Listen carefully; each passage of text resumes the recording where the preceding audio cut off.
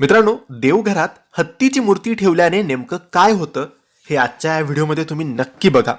तुमच्या घरात देवघरात जर हत्तीची मूर्ती असेल तरी हा व्हिडिओ बघायचा आहे, आणि नसेल तर हा व्हिडिओ बघून लगेच मूर्ती घ्यायची आहे आणि देवघरात ठेवायची आहे.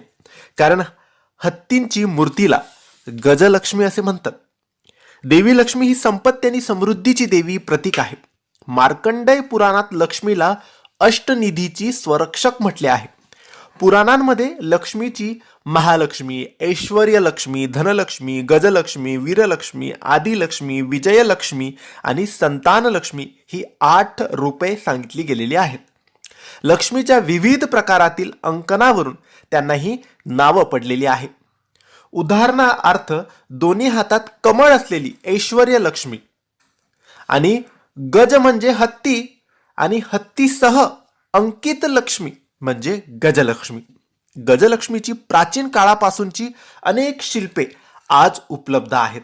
म्हणून आपण जी हत्तीची 2 मूर्ती घरात ठेवतो तिला हत्तीची मूर्ती न म्हणता तिला गजलक्ष्मी असं म्हणतात. मित्रांनो, पूर्वी म्हणजे 3ऱ्या शतकात कौशंबी नगराच्या तांब्याचे नाणे होते.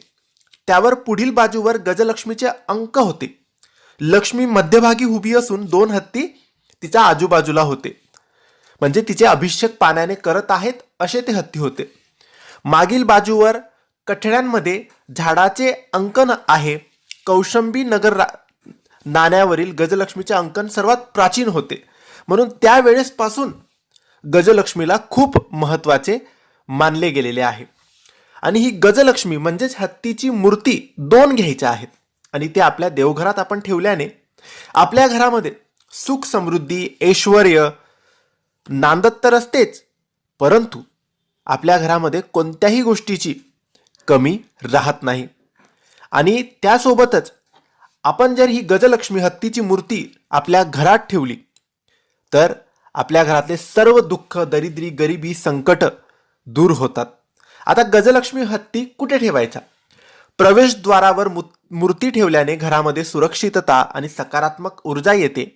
यासोबत उंच सोंडे असलेल्या मूर्तीच्या 2 जोड्या आपण घेतल्या आणि देवघराच्या प्रवेशद्वारावर, म्हणजे आपलं देवघर आहे तिथे ते ठेवायचं.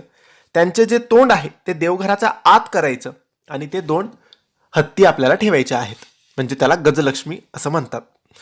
गजलक्ष्मीची मूर्ती आपण घेतल्यावर तिचे अभिषेक करून घ्यावे आणि त्यानंतर देवघरात त्या मूर्ती स्थापन करायचे. ज्या दिवसापासून आपण गजलक्ष्मीच्या हत्तीच्या मूर्त्या आपण देवघरात